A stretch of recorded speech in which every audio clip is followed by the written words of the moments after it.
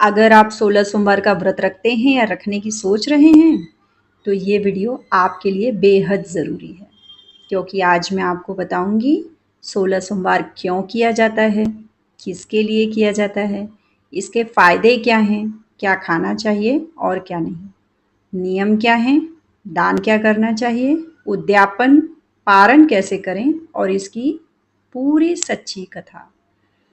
तो आइए हम जानते हैं। सबसे पहले 16 सोमवार व्रत क्यों किया जाता है। 16 सोमवार का व्रत भगवान शिव को प्रसन्न करने के लिए किया जाता है। मान्यता है कि यह व्रत करने से जीवन के बड़े से बड़े कष्ट दूर हो जाते हैं और मनोकामनाएं पूरी होती हैं। दूसरा, 16 सोमवार किसके लिए किया जाता है? तो मैं आपको बता दूं, अविवाहित लड़कियां अच्छे जीवन साथी के लिए यह व्रत करती हैं। शादीशुदा महिलाएं अपने पति की लंबी उम्र और उसकी सुख शांति के लिए ये व्रत करती हैं। पुरुष अपने करियर, धन और सफलता के लिए ये व्रत कर सकते हैं और कोई भी व्यक्ति अपनी मनोकामना पूरी करने के लिए ये व्रत कर सकता है। तीसरा, 16 सोमवार व्रत के फायदे क्या हैं? विवाह में आ रही बाधाएं इससे दूर होती हैं। पति पत्नी का रिश्ता मजबूत होता है। धन, सुख और समृद्धि मिलती है। मानसिक शांति और सकारात्मक ऊर्जा बढ़ती है। भगवान शिव का विशेष आशीर्वाद प्राप्त होता है। चौथा, आप व्रत में क्या खाएं और क्या ना खाएं? तो क्या खाएं मैं पहले ये बता दूं। आप हर तरीके का फलाहार खा सकते हैं, जैसे केला, सेब, पपीता आदि। दूध, दही, मखाना, साबूदाना, सिंघाड़े का आटा, कुट्टू का आटा, आलू सेंधा नमक के साथ, मूंगफली और सूखे मेवे खाए जा सकते हैं। क्या ना खाएं? अनाज जिसमें गेहूं, चावल, दाल इत्यादि। प्याज और लहसुन बिल्कुल वर्जित। मांसाहार और अंडा बिल्कुल वर्जित। साधारण नमक ना लें, केवल सेंधा नमक लें।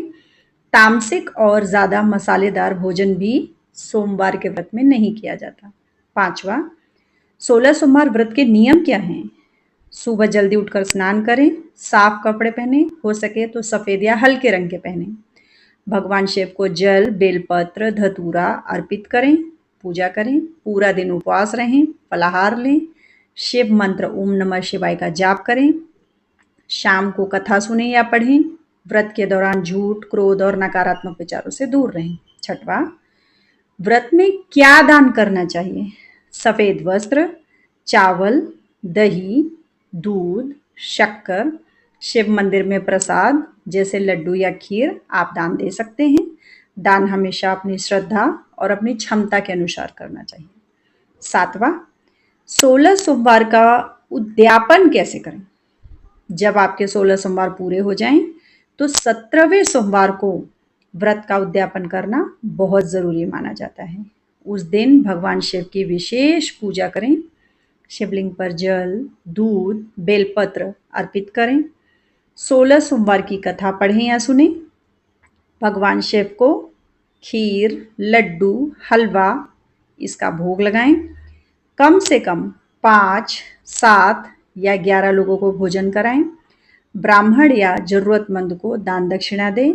सुहागिन महिलाओं को श्रृंगार का सामान आप भेंट करें। उद्यापन करने से आपका व्रत पूर्ण माना जाता है और भगवान शिव का आशीर्वाद स्थायी रूप से मिलता है। अब मैं आपको बताऊंगी इस व्रत का पारण कैसे किया जाता है। उद्यापन के दिन ही पूजा के बाद आप सात्विक भोजन ग्रहण करके व्रत का पारण करेंगे। ध्यान रखें, पारण से पहले दान और भोजन कराना शुभ माना जाता है। अब 9वां 16 सोमवार व्रत की कथा मैं आपको बताऊंगी। बहुत समय पहले एक गरीब लड़की थी। वो भगवान शिव की सच्ची भक्त थी, लेकिन जीवन में बहुत दुख थे उसके। एक दिन एक साधु ने उसे 16 सोमवार व्रत करने की सलाह दी। लड़की ने पूरी श्रद्धा से व्रत शुरू किया। धीरे धीरे उसके जीवन में बदलाव आने लगा। उसकी शादी एक अच्छे और संपन्न परिवार में हो गई। घर में सुख शांति आने लगी, लेकिन कुछ समय बाद वो व्रत करना भूल गई। और उसके जीवन में फिर से दुख आने लगे। तब उसे अपनी गलती का एहसास हुआ। उसने फिर से 16 सोमवार का व्रत शुरू किया। भगवान शिव उसकी भक्ति से प्रसन्न हुए और उसके सारे कष्ट दूर हो गए। इसलिए कहा जाता है कि 16 सोमवार का व्रत सिर्फ एक परंपरा नहीं, बल्कि भगवान शिव तक पहुंचने का एक शक्तिशाली मार्ग है। अगर आप भी अपनी जिंदगी में सुख, शांति और सफलता चाहते हैं, तो इस व्रत को सच्चे मन से ज़रूर कीजिए। वीडियो पसंद आया हो तो लाइक करें।